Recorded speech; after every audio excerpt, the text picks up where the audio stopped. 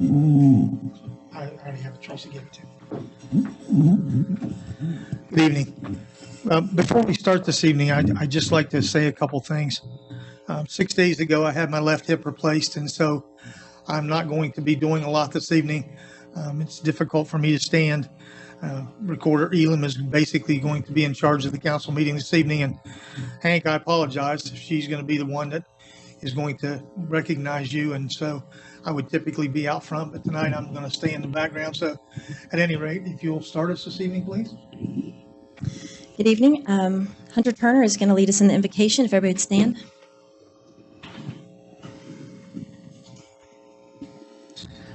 Heavenly Father, I pray for the officials that we have voted for our great city. I pray that you give them the wisdom that they need to continue to lead our city. And I pray that you give them the wisdom to listen to their citizens as they bring issues today. I pray for every citizen in this room, whether they're observing or bringing up something to this council. I pray for the protection of these officials as they make decisions that may be controversial, and I pray for the citizens of the city that they may understand that although these decisions may not be the most popular, they are the ones that are the correct decisions to lead our city. In Jesus' name we pray. Amen. Jim, will you lead us in the Pledge of Allegiance? Pledge allegiance to the flag of the United States of America and to the republic for which it stands, one nation, under God, indivisible, with liberty and justice for all.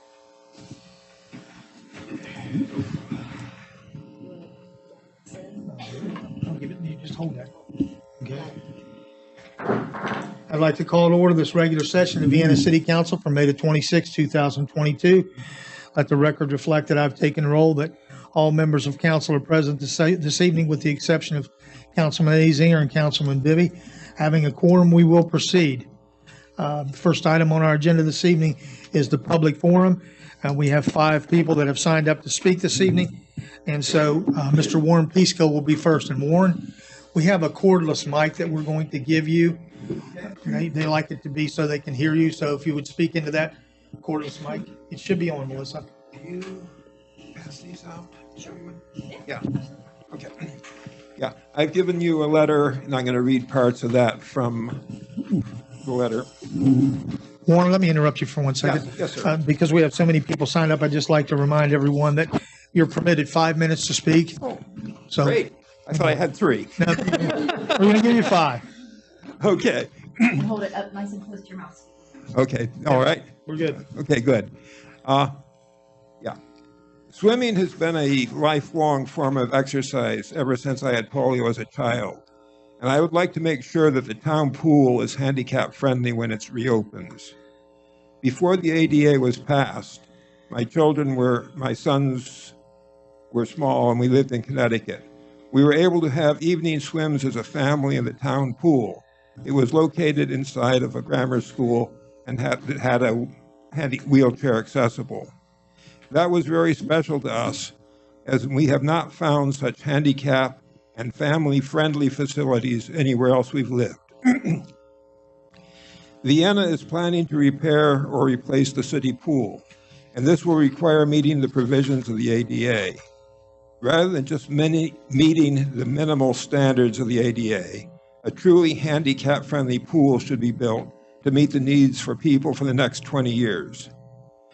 Local examples of accessible pools can be seen at Martin School in Parkersburg or Ewing School in Marietta.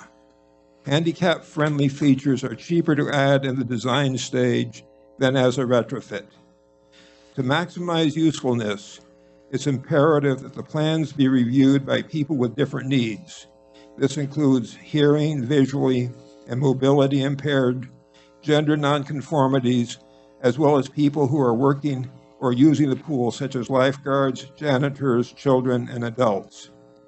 I've then given you a list of what I consider handicap-friendly things that you might consider. In my ideal world, all persons with a handicap can independently use all facilities. Wheelchair access to showers and pools from the changing room is a must. Individual provisions should be made for a user to bring a manual wheelchair or a shower chair if they wanted, and so that it could be, and ideally it could be stored at the pool, or they could bring their own. Provisions for if providing a wheeled shower chair at the pool is done at Martin and Ewing would be a real plus. Assistance would be provided from a lifeguard to access the pool. That's operating a lift or pushing a wheelchair up a ramp. Hours of use would be flexible enough that the user, either alone or with a family, could use the pool. Changing benches would be accessible from a wheeled chair. Lockers would be reachable while sitting on a changing bench and large enough to securely store long leg braces and crutches. Shower controls, shower heads, and soap dishes would be reachable from a wheelchair. And then I've just given you a list of things I consider poor design. And I'll show you just one picture of what I'm talking about there. I think I can just put it up here.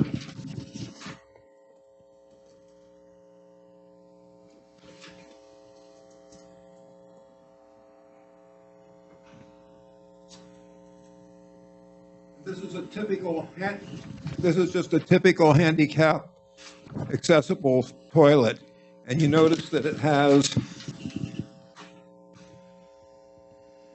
the grab bar, and then right above it there's the toilet paper dispenser. Now, my arm doesn't bend such that I can grab that if I'm standing up, grab that grab the grab bar. And so that's what I have in mind when I say just bad design. So thank you very much for listening.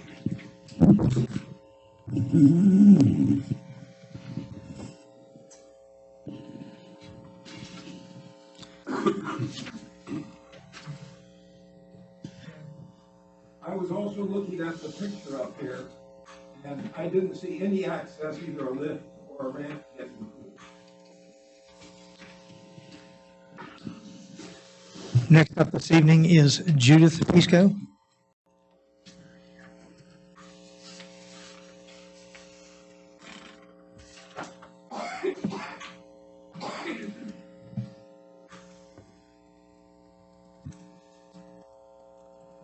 Judith, the microphone's on the other end. What? The microphone's on the other end. Would you like the handheld also? No, I'm fine. Just pull it down to you. Pull it down to you. Okay. When Spencer's Landing was first proposed, I was disappointed that canoe, kayak, and small boat accesses were not planned, as Vienna lacks a boat ramp. Imagine my delight when a planned kayak launch was announced.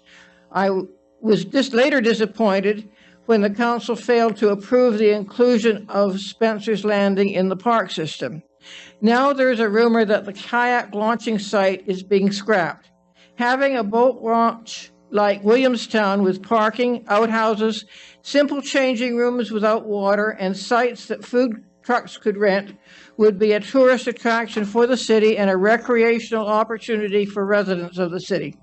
The facilities should be ADA compliant.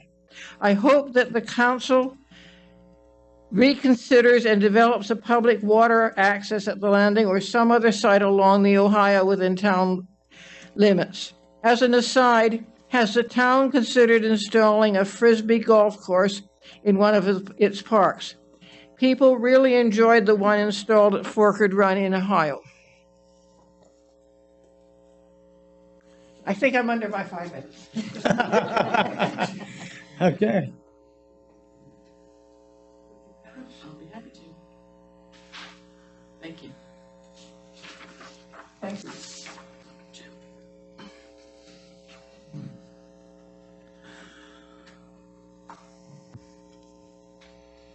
Tamara Rhodes.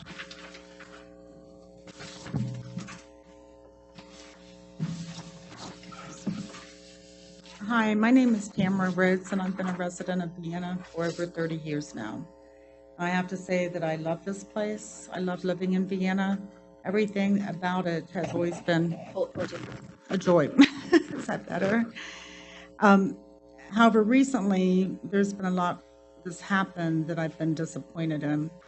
The first of those is the 12th Street property. I don't think that anyone was aware that part of that property was being sold. And when Jim Christie did the master plan, the 12th Street property was included in that in its entirety. So I'm not sure as to whether or not he knew about that either. So I wanted to just kind of go over a couple of things that I think are really important to this. When this was originally OVU and they had a lease agreement, and then ACE Educational Foundation joined them in the contract. A lease sale agreement was done in November of 2019 to purchase 2 acres of that property. The payment was $1,592 a month, and the purchase price was $165,500 and some. The way that price was determined was that there would have been a prior appraisal that had been done, and that appraisal was $400,000. They took that $400,000 and they divided that property up by 5.2. So then each part of that property, they multiplied that by 2. So then that was the price that then was given to ACE Educational Foundation. In that council meeting, one of the council people asked, did that include, was it the building considered in that? Because that 2 acres that ACE Educational Foundation has actually includes the old maintenance garage. That was really never answered. It just went back to how the appraisal was done. Unfortunately, if you go to sell a farm for this 10 acres and it has a gorgeous house on it, or even, a big barn, you're not going to take that piece of property into consideration. So basically what they were saying was each of those acres, regardless of whether it had a building, was the same price, the same value. They also didn't consider the value of that being riverfront property, which is way more valuable than the part that is now going to be the city property along the railroad tracks.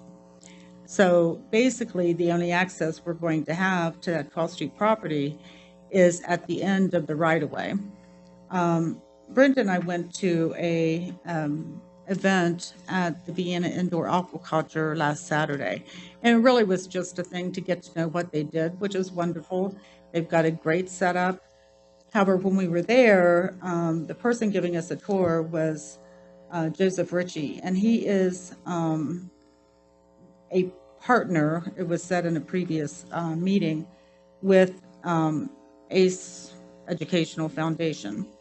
And during that time, we noticed there were stakes along that property back behind the maintenance garage, all the way back to the fence to the south of that property. And we asked about that, well, Brenda did, and he said, well, the city of Vienna still owns it, but we're buying it.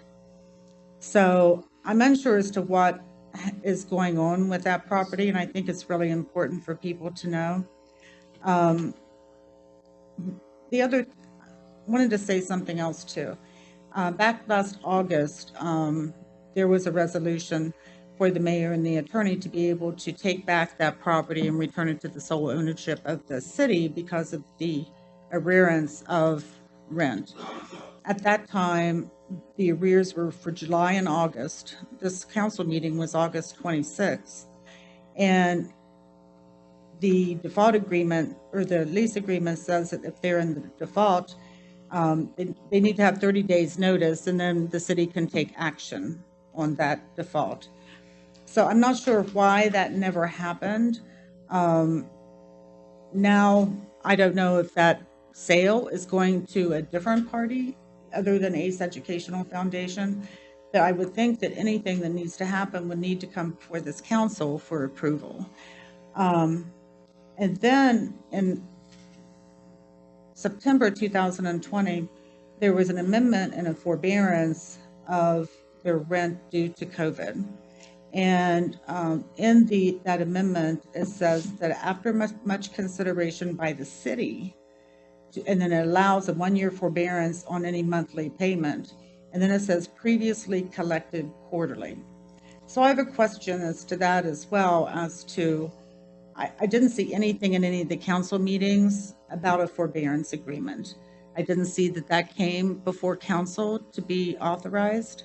And I also think, I would think that council would need to approve terms of that sale agreement, changing the monthly payments to quarterly payments. The other thing I have is the home rule ordinance for Vienna. And in that ordinance, it says that the city may lease or convey city property to nonprofit organizations for less than fair market value and without public auction when the nonprofit organization is providing services that benefit the public and are services that the city could lawfully provide. VIA, although they have a good business, they're not providing any kind of service to Vienna. They make no sales there. Produce is not produced there for sale. It's a very small operation, and most of the plants that are in there are huge and have been there for probably a year or two. If someone wants to buy something and it's really this Ritchie family farms, you have to order online, and he said he could meet someone there, like if someone wanted to pick it up, but it's not grown there to sell. They have no income from that. Therefore, there's no sales tax. There's no B&O tax. A resident can't go down to the BIA and walk in and say, I want to see what you're doing. I want to see what you have to offer. Someone is only there usually once a week to monitor the water. VIA does not, Vienna Indoor Aquaculture, does not need that site. It's not important for them to have that particular location.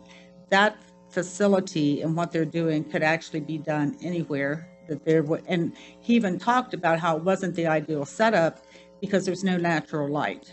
So some things they have growing, like tomatoes, are not going to fruit because there's not enough light. So, a greenhouse is essential. And then the home rule goes on to say, provided that the city has made a factual determination that there is a lack of need for such property, and the city has a need. It needs that riverfront access. It needs that as a park. For such property by the city in comparison to the benefit the city of the property leased. So they're not providing any benefit, and we need that property. And then it says there is demonstrable need for such property by the nonprofit organization to be able to perform the services benefiting the public. Again, we need that as a park. We need it for river access. There's just no benefit, and there's no demonstrable need for Vienna Indoor Aquaculture to need that property.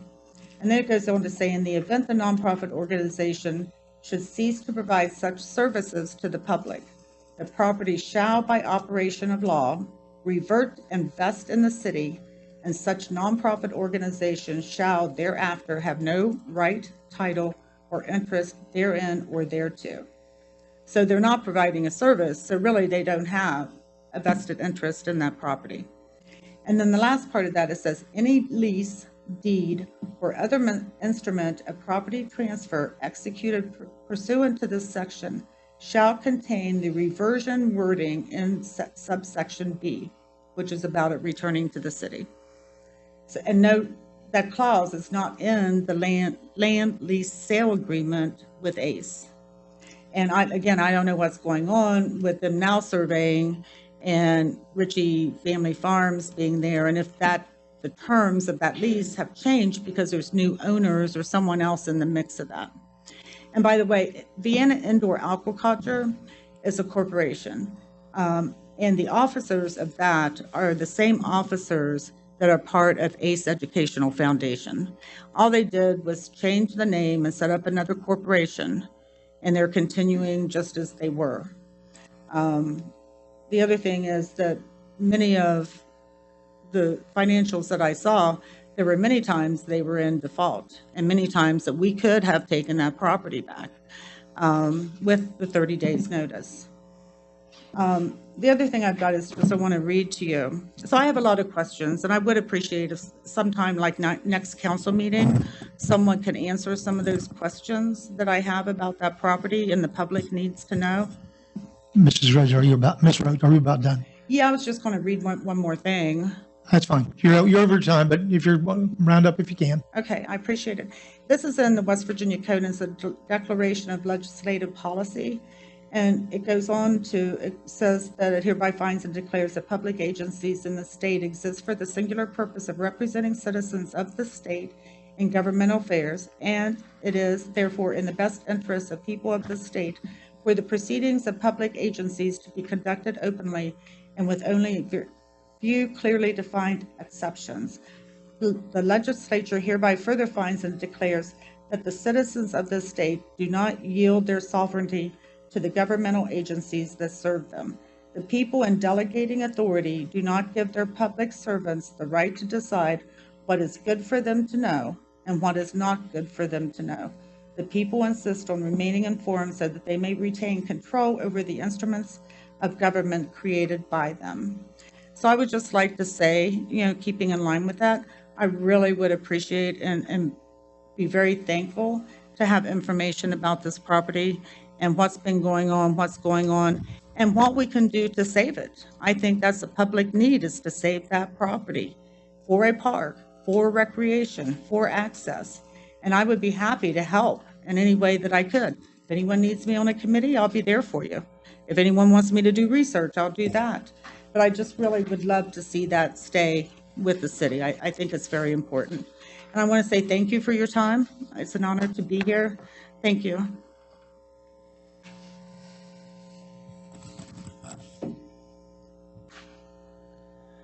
Nicole Aguilar.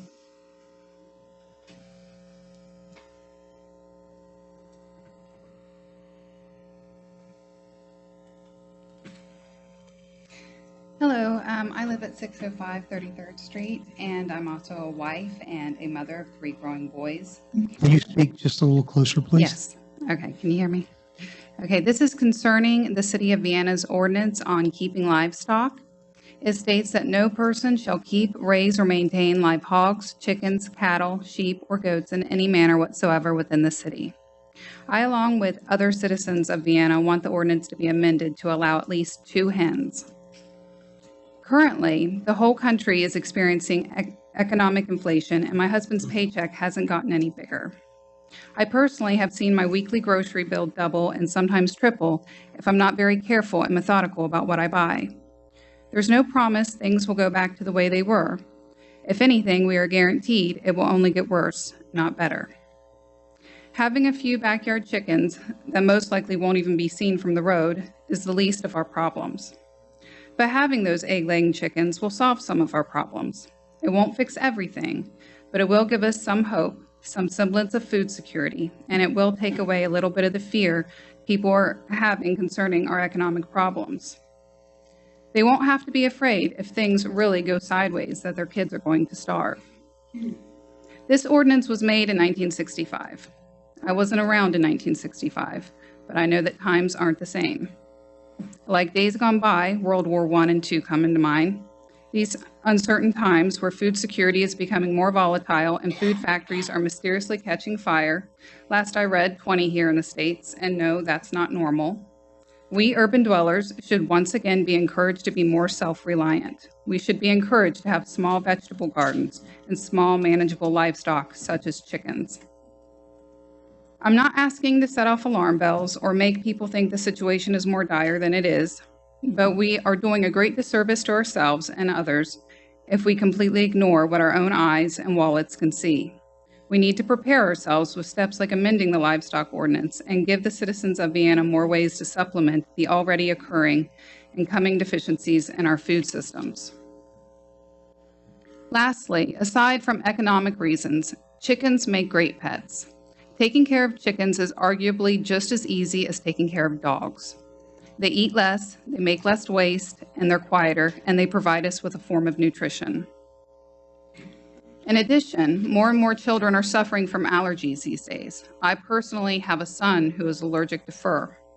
This means we can't have a conventional pet like a cat or a dog, but amazingly enough, he can be around feathered friends, making chickens an ideal pet for us. This is not an unreasonable request. Unlike most livestock, chickens are small and easily managed in an urban setting. Many cities are proving this by amending their no chicken ordinances, and I think we should too. I have spoken to many of the people that live around me, and so far, no one objects to having chickens. Actually, they like the idea and wonder why it's not allowed in the first place. I have no doubt that I could collect signatures and petition the ordinance if need be. One argument made from some municipalities is that chickens will lower property values, but this simply is an unfounded claim. In fact, as one realtor puts it, outbuildings such as storage sheds, coops, and barns that are small, function well, have correct permits, and that are in good condition can add value to a home. I understand that there are many worries about citizens keeping chickens, so I have tried to address everything in a handout. I hope that your minds are open to the idea, and if you have any questions or concerns, that you will contact me.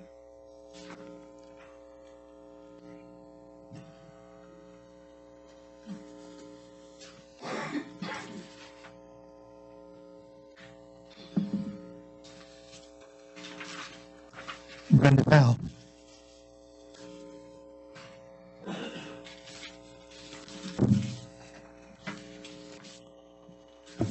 My name is Brenda Powell, and thank you for allowing me to be here this evening.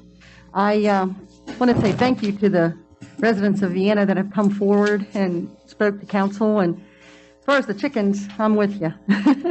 I've been wanting that for many years. Basically, the reason why I wanted to come before council this evening is to mention a couple things. One of them is Spencer's Landing and the fact that as long as there's a kayak launch and it's in the city limits, I think that's wonderful. I don't think it necessarily needs to be anywhere in particular, but as long as it's in the city limits for those that like kayaking. The other thing is I wanted to mention was about that is a groups that were actually mentioned at the last council meeting of men, women, and seniors regarding Spencer's Landing. I have an issue with that. And the fact of it is that it is the community's property. And everyone should have the ability to be able to discuss and talk about this, not just a select few. The other thing I wanted to bring forward too is to talk about the pool. And the fact that I have an issue also with not having a baby pool, that actually you're wanting to do this splash pad entry type situation with a pool. I have an issue with that. I think that would cause a lot of problems with very young children. I think we still need to have the baby pool and to have a splash pad separate. So that way you keep the children's age difference separate from each other and possibly not cause any problems with children getting hurt or whatever the case may be. So that is something that I would like to see happen.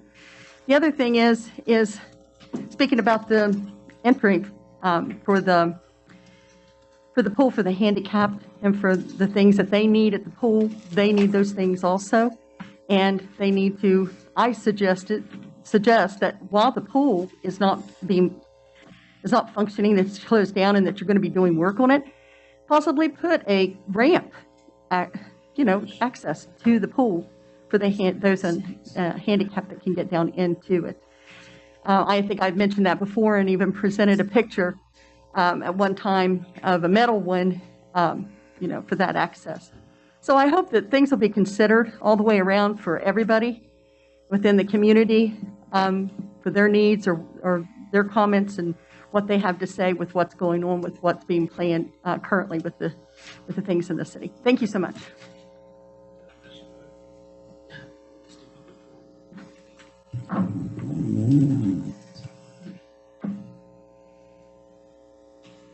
Are you ready? Hank, if you'd come up front, please.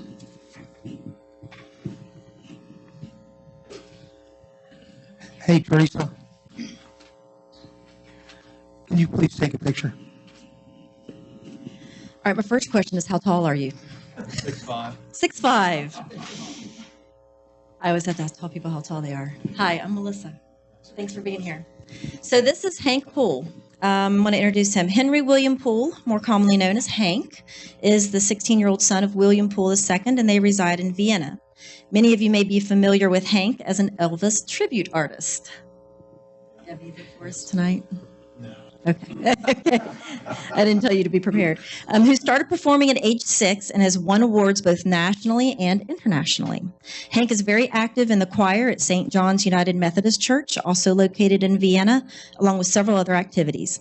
Hank was elected as senior class president for 2023 at Parkersburg High School after creating and developing his own campaign platform and videos. He has goals and aspirations in the fields of music, music production, and politics. He has plans to attend Marshall University after graduation. I'm a fellow Marshall grad, great choice. Hi, Dad. Great.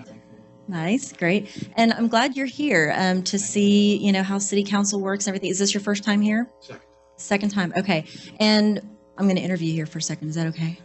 So what interested you in being senior class president? What does that entail? What are your responsibilities going to be next year? Well, around the time of the 2020 election, I sort of got interested in politics, so I just wanted to move forward with that.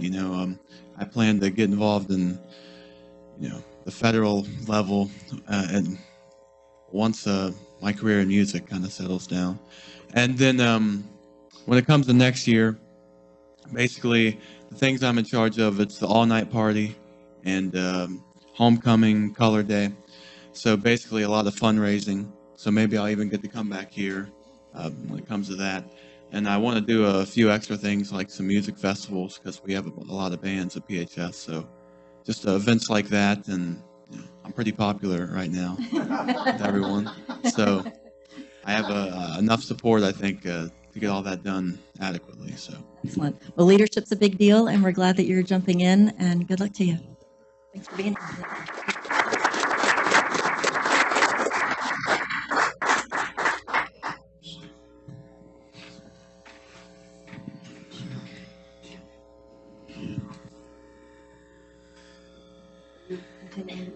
Yeah, I'm ready. Good. You'll be back in a moment. The report of the minutes from the May 12th, 2022 council meeting have been printed, posted, and circulated. Are there any corrections to the minutes? No objections, and the minutes will stand approved as posted. Under unfinished business, we have none. We move on to new business.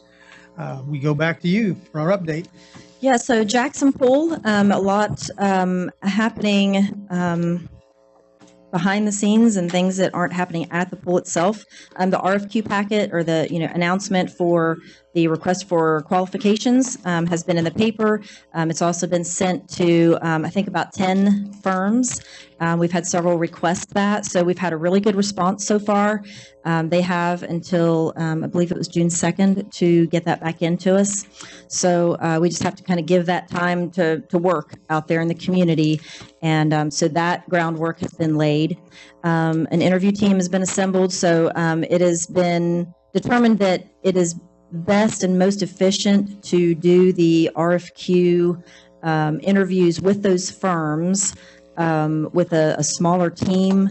And so we are going to be working together to put together a matrix to ask each firm the same questions. And based upon how they score, we will begin with the one that scores the highest. And again, the way that works, and this is all kind of new to me, but in layman's terms, basically that's how you rank them. They all get ranked by their score.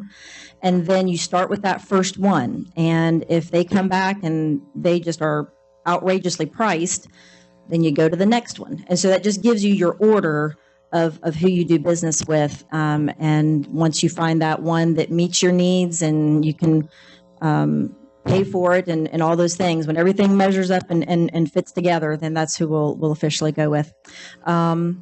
Flyers for just talking to parents and students about the pool being closed. There are some people that probably still don't know that it's closed. I think most people know, but just to make sure that we were thorough, we wanted something to go home in all the backpacks.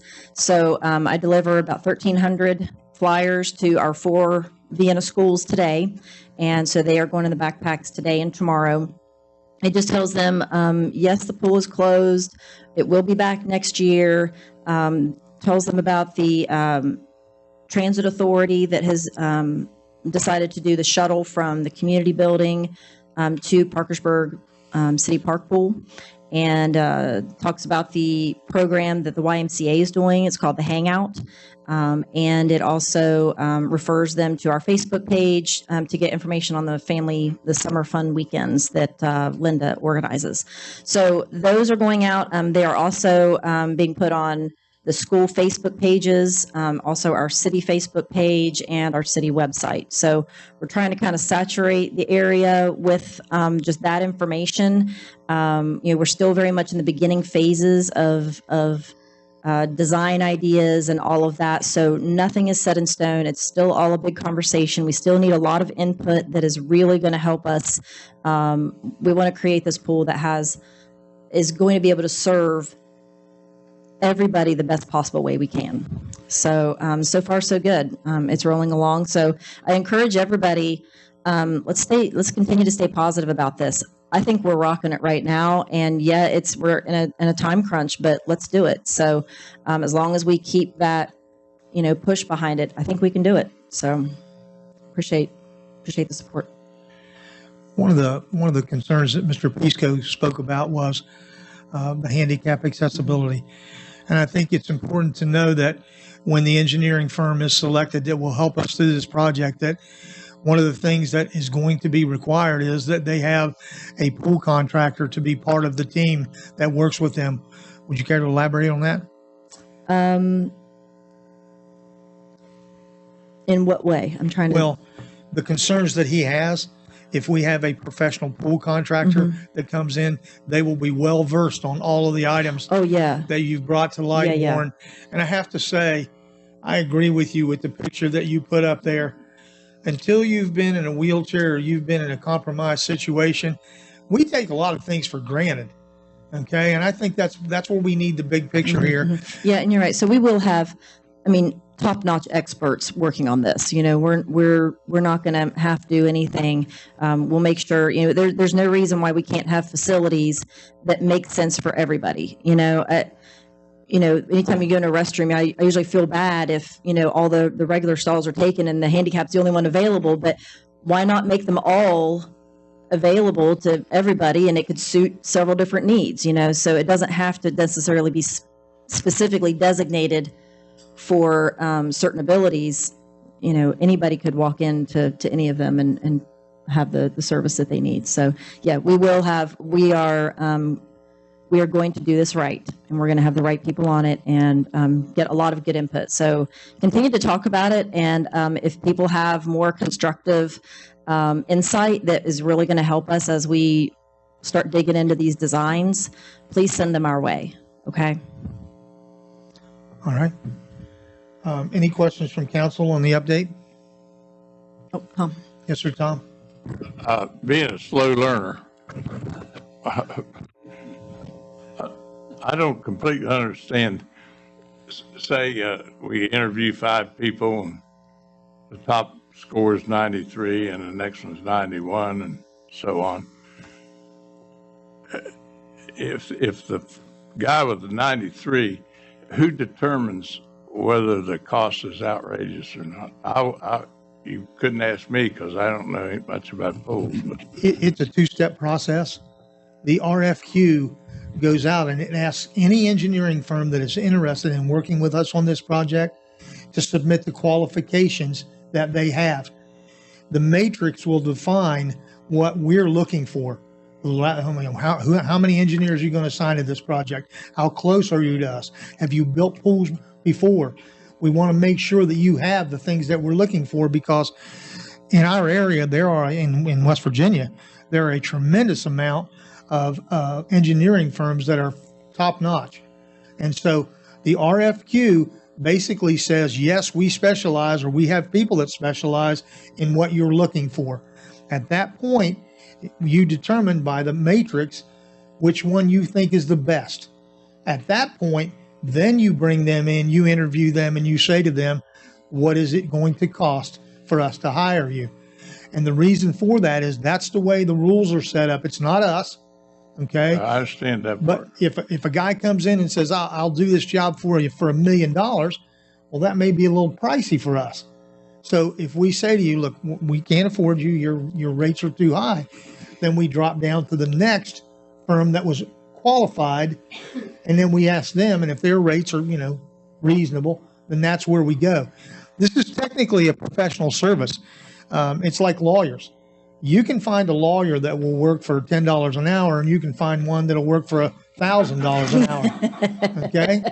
So that's the way that works. I mean, you have to make sure that the money that you're going to invest is something that we can afford. Well, if the first guy comes in, whatever his price, how do we determine that's a good price?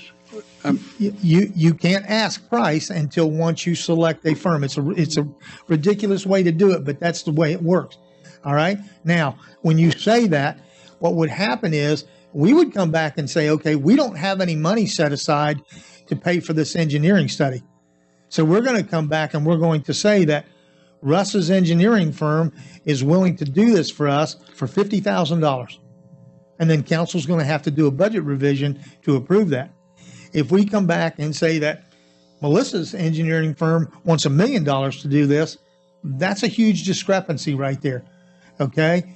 But if they're both qualified and they both meet your needs, that's where you get into this selection process. And Russ, you look like you'd like to clarify something. There will be a prudent way to ascertain what's an appropriate cost.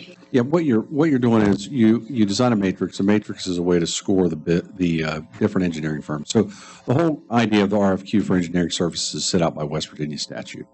The idea is that you have a project that you want to complete, and you have to find an engineering firm that is capable of completing the project, has the specific engineering experience, skill set, and education, and so forth to actually do the project. So you could have an engineering firm that might be very well adept at, civil planning and putting in infrastructure like water and sewer pipes, but you may require the engineering service of somebody that has more experience, like we have for designing or building a pool. And so what you do is you set out your project. The project in this case is the pool. And you say, we want to build a pool, and we're looking for an engineering firm that can help us design this pool. And then you set out a list of requirements, and that's what part of your matrix is. And your matrix your matrix is just a $10 way of saying, this is how you score whether or not these firms fit it. And the idea of that matrix is so you have something quantifiable. Because you can, if you don't have something to look at that's quantifiable, then people can argue, well, gosh, you said the reasons you picked this firm are arbitrary or what have you. You just went with them because you liked them better or they're closer or what have you, and you set this whole interview process up so you can do that. So you have a scoring system that's quantifiable, so that way everybody has the same scoring system or is being compared in the same way. So then once you find engineering firms that can do the pool stuff, for example, that you find as many qualified people that you can, you interview them, and then basically you start taking pitches from those people. And they say, well, we think we can complete the project that meets the 5 characteristics that you have, and our engineering services will cost this, and then this is what it would cost to bid it out. And that's what they say. And then the second firm says, we think we can complete the project, and it'll cost this much for the engineering services, and we go from there. And the third, and you go on in that direction. But first thing you have to do is find qualified people, and then you start talking about the prices of the different things. But you have to go, in order of qualifications first, and that's what that's what they're trying to do here. This may go into. I'm sorry. I think one of the other factors that's going to play into this, Tom, is the availability. Okay, Melissa's explained that we're on kind of a time crunch here. We've got to get this started. And so if the best one out there in the world says, I'd love to do this project for you, but I can't start until November of 2023, that won't work for us. Okay. And so, the time consideration, I think that's very important. Yeah. So certain questions in the matrix will be weighted certain ways, and that's one that's going to have a lot of weight. So we're going to be able to, give a certain score, on that particular question. And so they might get a 5 or they might get a 50, depends on, how they answer our question on that. So, and just so that I'm clear, what you're doing is you're using the matrix to rank the qualifications of the firm. So you have to rank the engineering firms, and then, and I guess I don't know if I said this the right way, Then you you negotiate with the most qualified firm for their price. And if it's something that you can afford, you go with them. And if you can't afford the most qualified firm, then you move down to the firm that scored second highest in your matrix, and you talk to them and see if they can complete the project in a satisfactory way, third and fourth and fifth, until you find something that can give you an adequate service at a price that you can afford. But it's the whole process.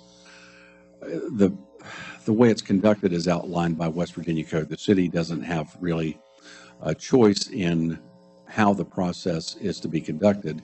Well, the city doesn't have a choice in how, you have to do it this way. What we have a choice is how we set up what we value as far as scoring the different businesses or engineering services. And I don't have. This may go into our next item, actually. Can we kind of morph them together? No.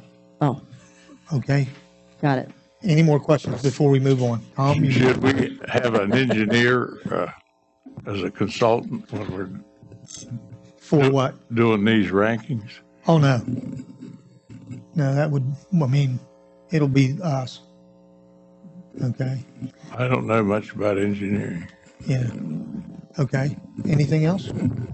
All right. So Melissa wants to go into the next part of this. So it just rolls right into it. So let's just go ahead. Segue.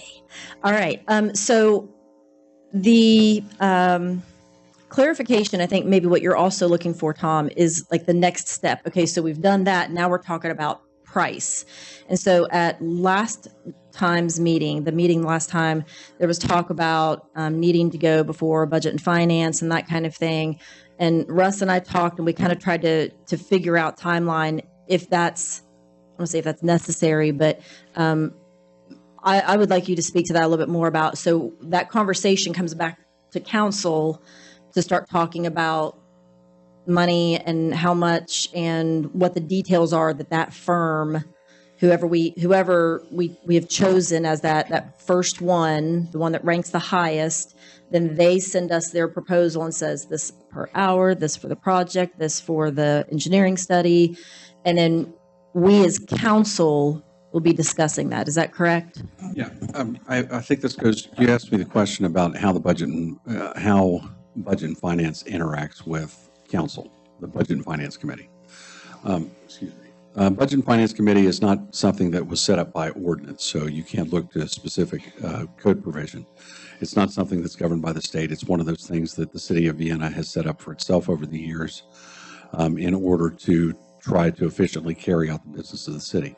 So the Budget and Finance Committee in the past has acted, I want to say gatekeeper,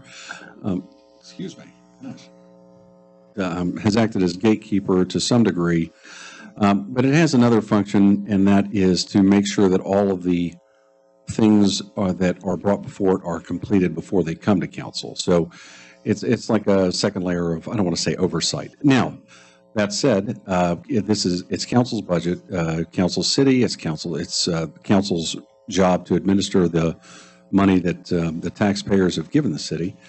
If it wants to bypass budget and finance and take care of all of those issues with city council as a whole, it certainly can do that. That's not how, to be blunt, that's not how we've done that typically. Every project that we have has always run through budget and finance. But if you're asking me if there's any provision of law or ordinance that prohibits us from doing that, no, there's nothing that says you can't do it that way. It's one of those things that a mechanism that we've set up, or the city has set up years before I got here, to deal with issues, make sure that all of the paperwork, bids, all of those things are reviewed by a group of people with a finance director and the individuals that are there, make sure that the I's are dotted, the T's are crossed before they're brought to council, so that when council reviews it, they know that the information that they have is complete, has been thoroughly reviewed and so forth, and that when they act on it, they're ready. It's an actionable item. But there is certainly nothing that prevents you from doing that as a council body itself. Okay, so Mr. Azinger asked us to have a meeting with bond counsel, which we did. And the bond counsel was extremely informative. He's had years and years of experience and gave us his opinion on several options of how we could go about this. He was not in favor of a bond in order to finance the pool. A bond must go before the public, and it would take the citizens of Vienna to vote to have that bond levied on them. He thought that the best way for us, if we chose to do it that way, would be to just simply solicit banks to finance this. That he thought that there would be absolutely no question that there were local banks that would, based on the financial standing of the city of Vienna, that they would be interested in taking the note for the swimming pool. And so that's an option that we have there. One of the other things that he brought up was, depending on how much money the actual pool estimate is, based on the resources of the city of Vienna, that the city of Vienna could simply pay for the swimming pool. But that's a council decision. That depends on how you all want to spend the money that we've accumulated in capital reserve. And so, you know, the interest rates have gone up. Mr. Azinger's brought that up several times about how, you know, the interest rates are continuing to climb. But he felt that there was a strong possibility that the interest rates would be very attractive for this project that we want to do. And so at some point, once we secure an engineer and we get to a point where, you know, we have a fairly workable number, that's when it will come back to council for some decision to be made on whether we finance this swimming pool project for a number of years, or we take money out of our capital reserve account and we pay for it, or whatever options based on the numbers that the city would like to go down. And so, you know, the reason that when we talk about all these other options, we don't have a number yet. And until we get a fairly good number based on a couple of things, and Melissa's got a huge challenge in front of her. You know, you've got to find a project design, and that's the deal. Until you know that you want to buy an automobile with a convertible top and chrome wheels, you know, that's where it's at. And until you can set the pool apart and say, okay, we want a splash pad, we want this, we want to, you know, do the best we can do, we don't have a guess. And so, you know, that's the challenge that's here, is finding a definitive number that can be brought back before council to say, here's what reserves we have. What do you want to do? And at that point, that discussion will be had. All right. It's just, there is no number. Right. There is no design. And one of the things that we were able to get more clarification on since the last time was the fundraising piece. And yeah, so when y'all called me, and without getting too much into my wife's business, we had just gotten back from the hospital, and I got a phone call that said, you know, can the city solicit charitable donations? So I went back, and my answer at that time was no, because generally West Virginia code prohibits, West Virginia was at 6B2 5C1, I think is what the note says, but prohibits municipalities, employees, and so forth from soliciting soliciting donations from citizens, businesses, and so forth. So that was my answer. But I went back and I listened to the meeting, and then I had a tickle, and I remembered Williamstown had put their pool in and raised some money and so forth. So I actually sat down and looked. I couldn't find an advisory opinion, but I sent down to the Ethics Commission, and they sent me back the advisory opinion that I was looking for, and it actually says, and you still have to be careful, but for specifically on point for pools, in 1996, a Board of Parks in another small West Virginia town asked if public servants could solicit gifts and for a charitable purpose in this case. And this one was specifically pools. And let me see if I can land this plane. Basically, for a purpose like this, the Ethics Commission has decided that absolute bar by the state statute doesn't apply when the city is soliciting donations for a charitable purpose. And they specifically said, the City Board of Parks maintains recreational facilities, one of those being a swimming pool. The expenses of operating the pool is generally not offset by the revenue generated by the pool. Consequently, fundraising activities have to be implemented in order to make the facilities available for public use. So they determined that the operation of the municipal recreation facilities benefits the public at large, and because it benefits, this is a public pool, would be the same thing, especially the children of the area. The project constitutes a charitable purpose. So the city employees, officials, and what have you, could solicit donations. You have to be careful that any gift that is solicited or accepted can't be under circumstances, and I love when they say circumstances that are improper, because they don't tell you what that exactly means, give the appearance of impropriety or create some kind of quid pro quo relationship, meaning, listen, you can't go to the guy and say, listen, if you guys donate some money for the pool, we're going to make sure that your streets get paved for the next however many years. So if it sounds a little bit squirrely, it probably is, but there's not an absolute bar, and I think fundraising, it may not be the most practical way, but it is a way. Could be something that the city could do to pay for some of this pool project. So part of that, just again, without us talking about real numbers yet, if we are able to move timing wise by the end of June, Amy can do a budget revision. We have money that's budgeted for the pool, and we could use a portion, of that already budgeted money to go towards like the engineering study and that type of thing. So that's to kind of be rolling that around. We do have the money. It would require a budget revision. We could do something like that.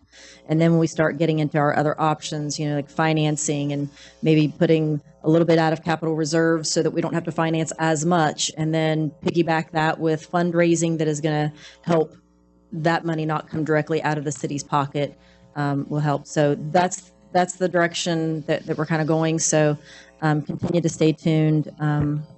I think things are becoming a little more clear each meeting, I think. I have a question. Yes. So I understand the financing part. My question is, who's going to get to determine what these amenities are going to be? How's that process work? We have our subcommittee, and we will be asking others to join to give input for that. And we have input from citizens already on features that they'd like to have. So, and we'll make adjustments as we need to. Okay. Well, so I can answer that question for you. Well, go ahead, and I'll have another question, but go, Mayor. City Council. Okay. We have to approve the plan based on whatever the recommendations are, and that's it. Council will approve the plan that we go forward with. The reason I was asking that was, if you go back to, Parkersburg redid their pool, I think it started in 2017 and so on. And so they had a foundation who came in and said, hey, we want to help you with that splash pad. So just thinking ahead, different elements that maybe a foundation might want to help us with. So that's, Okay. Yeah, and that's a possibility. We may have somebody that comes in at the same time. We have to really look and see I'm all about involving people and wanting people's help and having people come together as a community. And some people are gifted financially, and we would love to have their help. At the same time, I think we have to stay true to what our goals are for what the outcome of the pool is. I don't want to necessarily just take somebody's money because they say the only way you're going to get this is if you make this particular thing.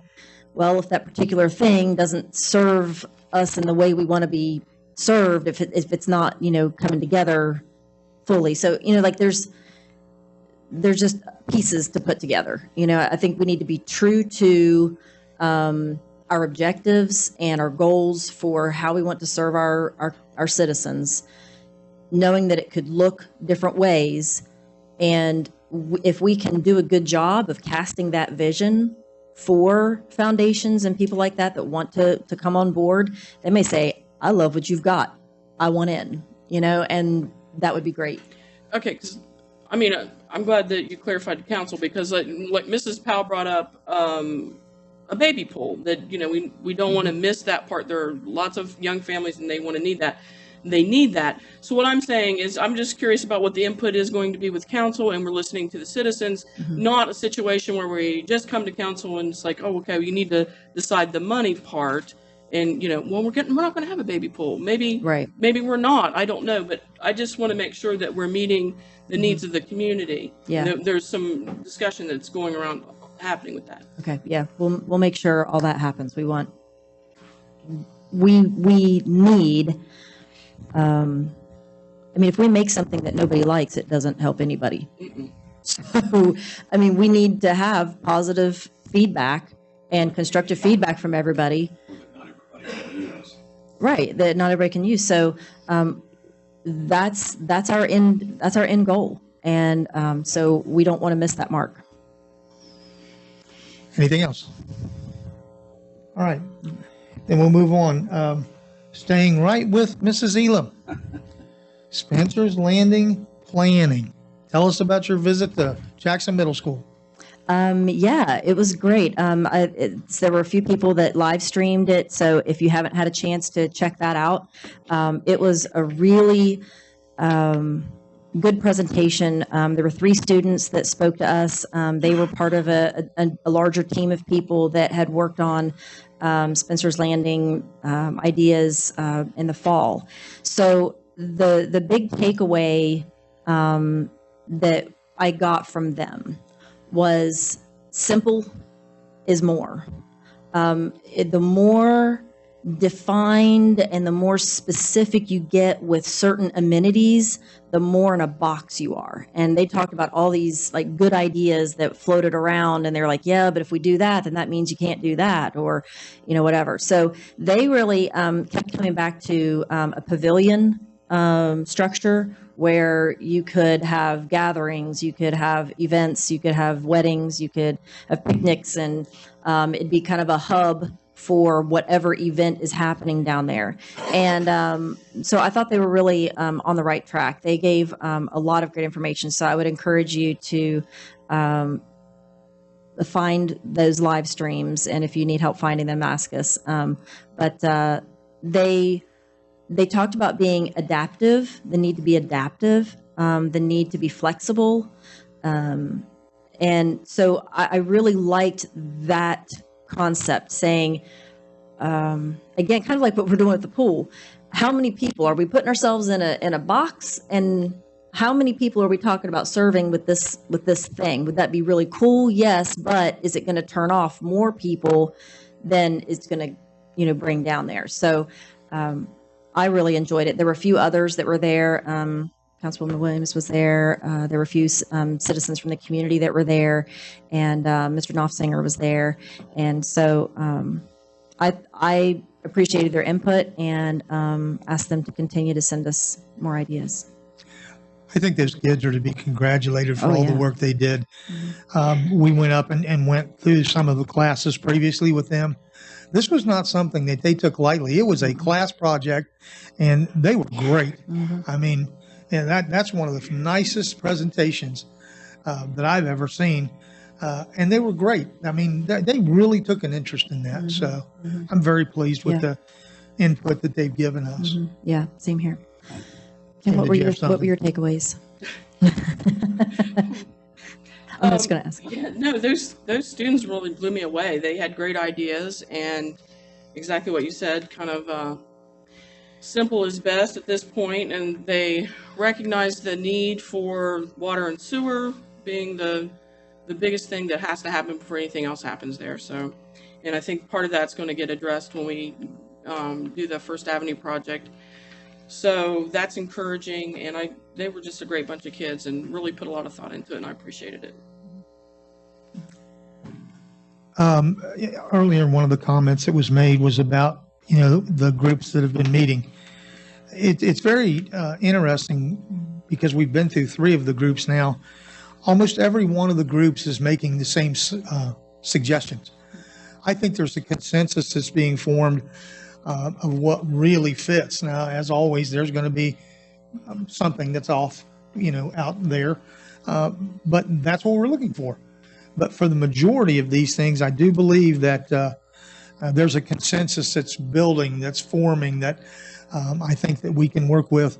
And so at some point, we will get a plan together, and we will present that and say, this is the direction that we think that the community wants. And I know that, we've done mailings, we've done meetings, we've done all sorts of things, meeting individually and what have you. At some point, you just have to stop. If 90% of the people are all saying the same thing, then it's a matter of tweaking it and saying, okay, where do you want to locate this, or how can we do this? And so at some point in the very near future, we're going to get that picture drawn. And so, but the kids, they did a lot of work. It was impressive how much work they put into it. So I have a question about that, Mayor. So who's gonna put that together? You say we're gonna have a plan, but how's that gonna be put together? By whom? It will be brought to council, obviously, for council to approve, because there's no money allocated for that. I understand that, but who's putting that together? There's a group, well, there are several groups that have actually contributed to that. And at some point, all of those groups will come back together, and then we'll formulate a plan and we'll present it. And I'm sorry, not everyone can participate in these plans.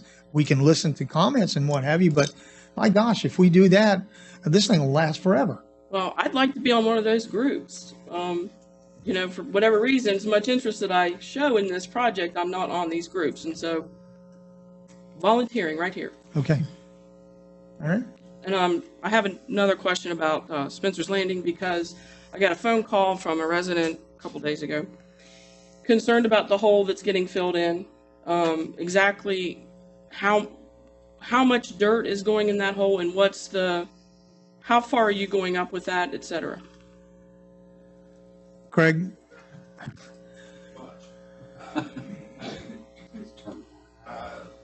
hillside over at this park, if you noticed where we're talking about taking dirt off, now you're looking about a 7-foot cut on the hillside, taking it all down to Spencer's Landing, fill it in. What my intention is to fill it up to the top of the bank where the existing gas line crosses, and swim it back up. Takes approximately 2,000 truckloads. 2,000 truckloads? So what does it cost to do one truckload, just from excavating it to taking it down to Spencer's Landing? The city crews seem to cheaper in bid than out. We're looking at the fuel costs and labor. So right now we have estimators set up for now that the contractor donated to us to use. So it's got fuel, we've got the price down on equipment rental, but diesel fuel is up. That's more your most expensive. So everything has a cost, okay?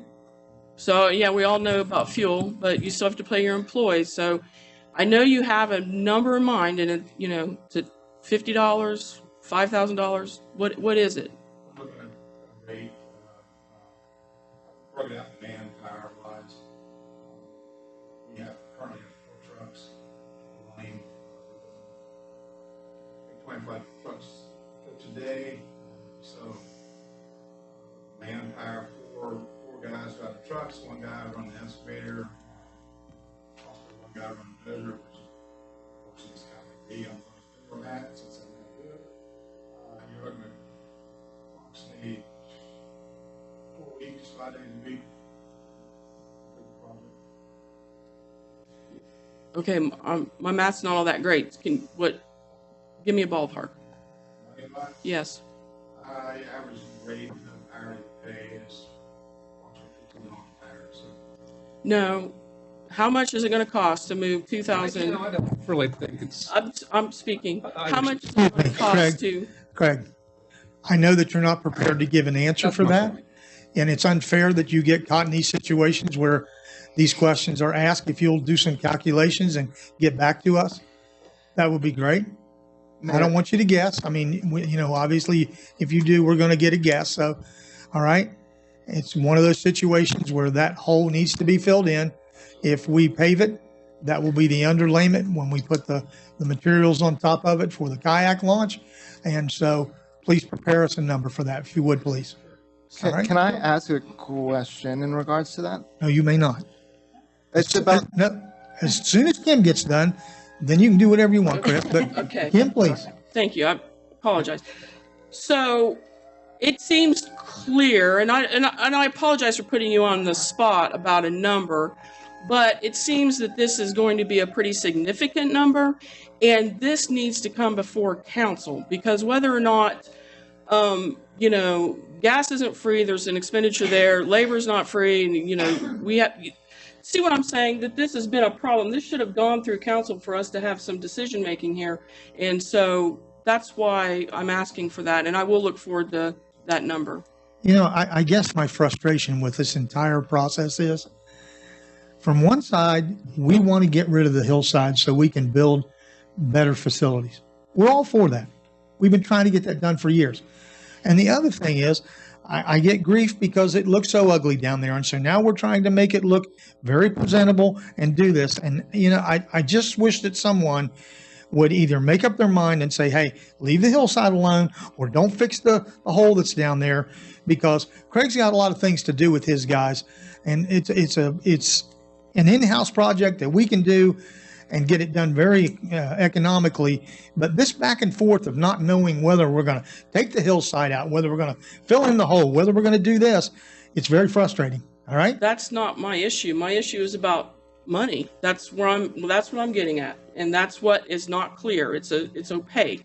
So I don't have an issue with the hill being removed from the back of the rec building. That's fine. And I understand the hole needs to be filled. I'm asking about how much it's going to cost. That's a different conversation. Not really. We're trying to kill two birds with one stone. Okay? Chris? yeah, I guess my question about Spencer's Landing, because we don't have a final plan set in place for Spencer's Landing right now, correct? So how do we know that if we come in and spend X amount of dollars to fill in that hole that we have right now, that in 2 years we're going to have a plan and we're going to have to dig it all back out so we can put in a ramp? I guess I'm a little concerned that we're making moves on the project or on the property down there without having a plan in place, because I don't want to have to spend more money to undo things that we're doing right now. Like, I know it's not the most ideal and it doesn't look beautiful right now, and that's okay because it's a work in progress. But I want to make sure that the city's being responsible in how we're moving forward with that, and making sure that there's some kind of plan in place so that when we do remove the dirt, we don't just have an empty field up there, and that we don't have to, do things with Spencer's Landing and revert back on that. So I guess I just want to make sure that we're being responsible in doing that. Do we know how that's going to work out or play out? Based on our preliminary work, no matter what we do down there to fill that hole, it won't impact what happens with the launch. Okay. All right. But I'll be honest with you, you're new. Okay. Yeah. You bring something to us that we don't have. You're an architect. All right. I would invite you to be part of this so that you can look at where we're at in this process and contribute. All right. Yeah. I'm happy to do you do it every day. Yeah. All right. So, I have no problem with that at all. I just, we have to find a way to do as much as we can, because we do have a match on this project. And so with this preliminary work that we're doing, it will do a couple things, really. It'll stop the erosion when every time the water comes up. We'll have a good foundation there. And plus, the dirt that we're taking out is very compactable. All right. And so what we're doing down there, Craig's, running the show with this thing. But at some point, when we decide where the kayak launch is going to go, then we'll know that we have a good solid base that's underneath there.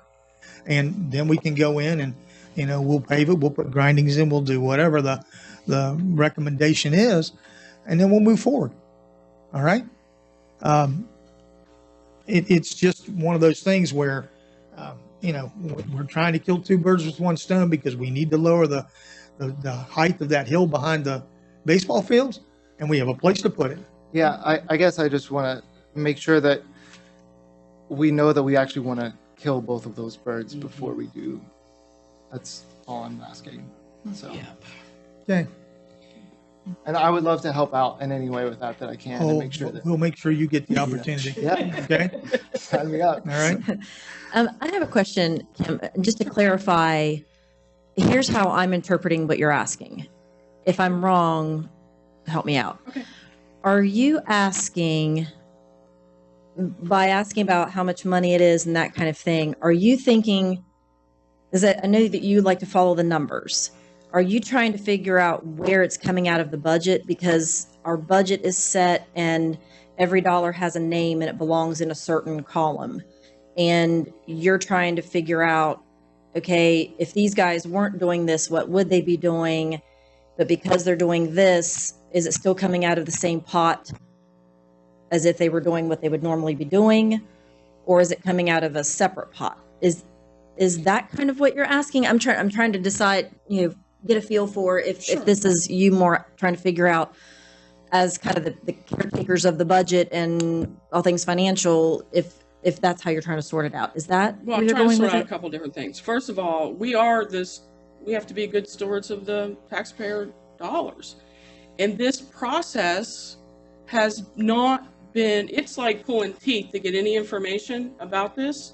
And when I hear somebody saying 2,000 dump trucks excavated to be put to Spencer's Landing, that's going to have a huge cost on it. Okay.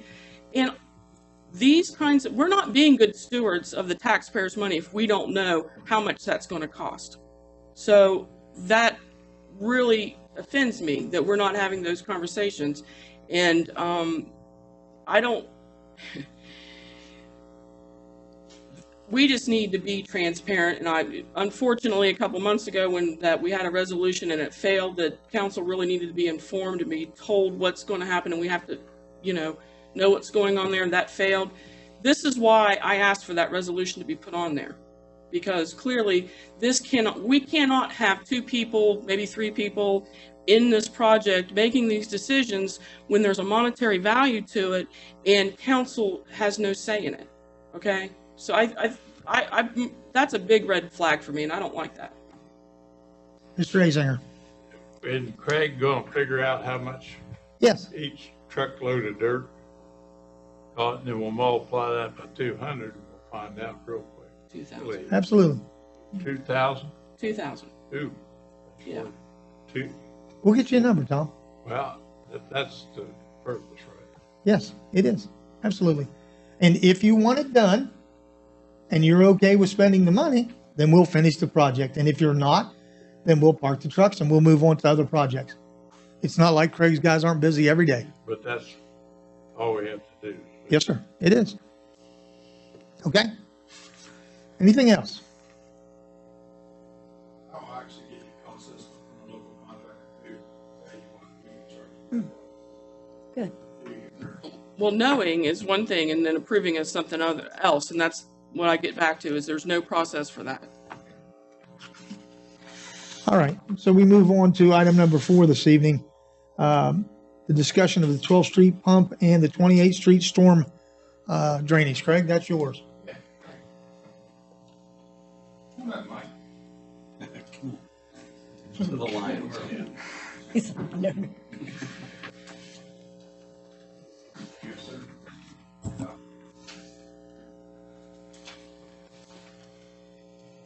All right.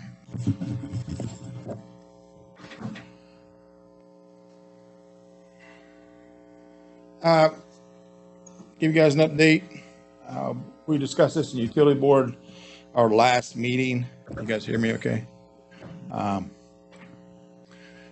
Right now, we have our current pump station at 12th Street, which pumps all our sewage to Parkersburg. It's been with the existing pumps about 10 years now. We're having some problems with them. 2 years ago, we lost a pump. One of the impellers went bad, got jammed up, broke the shaft of the pump. We had to order a new impeller and have the pump rebuilt. The impeller is made in Germany. Unfortunately, it took us a year to get that impeller. And then we had to rebuild the shaft on the pump. We had a local contractor down in Charleston rebuild that. Again, it was a year out. So we have 3 pumps at that lift station. So when one goes down, we get in issues. If 2 goes down, we're in serious problems. Right now, on a daily average production, we produce about 1.2 million gallons of sewage to Parkersburg. When it rains, it goes to 3.2 to 3.6 million gallons per minute. So 2 pumps has a real difficult time keeping up with that flow. So we looked at a different type of pump and bid it out. A pump that's more readily available, it's more local, and has a repair shop in West Virginia that can actually rebuild these pumps if I get in problems. Okay, so I'm gonna kind of go through, most of you have been out 12th Street, so you know what we're dealing with. The ones that you have not, I encourage you to get a hold of me and we will take a tour. I'm looking at you. So please come on down. Wear boots and gloves and mask. You'll something that's kind of knocks the smell out, right, Melissa? So we'll kind of go through and what we're dealing with and what I did. I'll show you some pictures, hopefully. And this is current. This just goes down in the wet well area. This is the steps that go down to, it's just right here. This is where the flow comes in. These grates will catch some of the debris, like large 2x4s, baby dolls, anything else comes floating down the sewer system. Comes around, circles around, comes in this pit, and the 3 pumps are actually on this other side of the wall, okay? So the fluid comes in and we try to pump it out. So this is the wet well system, and you see the debris here. This is all trash, little goodies that float down the sewer systems. Ugly picture, I apologize, but I need you guys to see this. All this debris here that you see is wet wipes, different products that gets flushed down the commode. We find towels, mop heads, all kinds of stuff. So all this gets eventually sucked through the pumps, ground up, try to get ground up and discharge to Parkersburg. These are our pump locations. You see this pump 1, pump 3, pump 2. The gray pumps is the ones we've had to rebuild. This pump went down this past year. It took us approximately 6 months to get it rebuilt. So we used to back down 2 pumps again. So again, these are the 3 pumps. This is a failure on one of our pump heads. This is the impeller. This is a pump lift out of the bowl assembly. This is the impeller. If you notice some debris, it's in here. This debris here is wet wipes. Okay. This is the flushable wipes. Everything's flushed down the commode. Magically goes away. Well, it doesn't. Okay. What happened here? This jammed the pump up, destroyed the impeller, and had it rebuilt, and also spun the shaft in it. You guys are familiar with impellers and shafts. They have a keyway. It actually ripped the keyway out. We had to have the shaft rebuilt and the impeller rebuilt and the bowl assembly. There's a picture of the debris. It's inside of it. Looks like a mop head or a creature is crawling out of a pipe. It's not actually wet wipes. It broke that. If you notice the impeller, these pitting sections here, and you see the debris is plugged into it and down here. This is not a head of cabbage. This is actually wet wipes. So you see the pitting in it. This is the issue we're having with the pumps. It's chewing my impellers up. We're having some cavitation issues. The pumps are just not any good. All right. So you see, again, the pitting area on the pumps, that's bad. It should be nice and smooth like this. So you see this area here, that impeller's only a year old. Okay. So that's the debris we got out of it in the trash bucket. We pull these pumps out once a month. We pull the heads up, clean the impellers out. Every month we get a bucket of wet wipes and trash out of them. Okay, and some more wear on the impellers. And here's the issue. Like I said, again, with the help of Birch Life, we wrote some bid specs up and bid them out for a flight pump system. They are a non-clog pump system, so I don't have this issue anymore. I actually chew them up a little bit more and spit them in Parkersburg. Let them deal with it. I bid it out as a replacement of 3 pumps and impellers plus a reserve. We have not had a reserve in the past, so I thought, I'd like to have a reserve. So if one goes bad, we can pull it out, put the other in, and be back in function. The bid coming at $426,690 for 4 pumps. I have since talked to the distributor, which is Precision Pump. He advised me that since the pumps do have a 5-year warranty on the new pumps, that he felt that buying the reserve pump, if I bought it and put it on a shelf, the warranty starts the day I receive it. Okay, so if I don't use that pump for 5 years, the warranty is gone. Okay.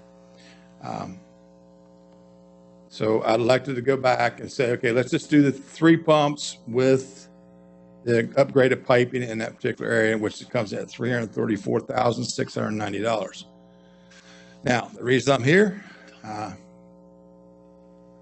guess I'm begging for your charity. I'd like to see this project paid out of ARP money. We do not have the funds in the sewer department to cover this expense. So next council meeting, I would like to be put on the agenda for approval of the bid of the 3 new pumps and the plumbing system with ARP money. Okay. Do I have any questions? Sure. So, there's no clogged pump, right? Wet wipes, worst nightmare, right? Yes. And probably not a way to get people to stop flushing those things, I suppose. Do these pumps eliminate that problem if they're flow through like that? Less likely. I cannot guarantee that 100%. No pump manufacturer is, because we get so much debris in that lift station. We don't only get wet wipes, we get towels, like I said, baby dolls. We get all kinds of, we get 2x4s. No diamond rings. I don't know why, but we get all kinds of stuff, bricks. You're just not looking hard enough. Well, no, I have looked. We got to clean the pit out. Invite him down to look, Craig. So, trust me, I've been in my share. 10 years ago, that pump station had been in for 30 years, and 10 years ago, we drained the pit, and I thought, boy, we're going to find all kinds of gold and diamond. We didn't find a thing. We couldn't even find a quarter, so it's a Makita battery. I've got 2 Yeah, kids. true. I want to know what toilet they're using to get the 2x4 down. Yeah. A lot of it has to do with the kids in Vienna and some adults. They think of humorous. They pop a manhole up, throw stuff down in. I've gotten basketballs, footballs.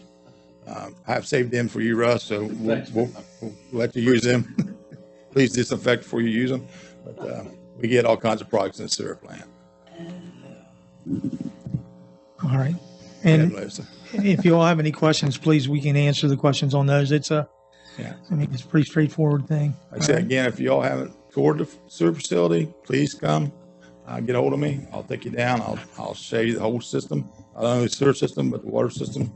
So not in the same facility, but we'll tour the facility out. So it's pretty interesting. So I encourage you to come. what you're asking us next time is just for that item number 1, because you've taken 2 Yes, ma'am. off the, $334,690. Got it. The project needs to be done. If I lose another pump, I lose 2, we're going to be bypassing. That's not a good thing. We either going to bypass the river, or I'm going to call somebody up and start installing exterior pumps to bypass in our system. Okay. Craig, before you start your, excuse me, is there any questions for Craig before we move on? Okay.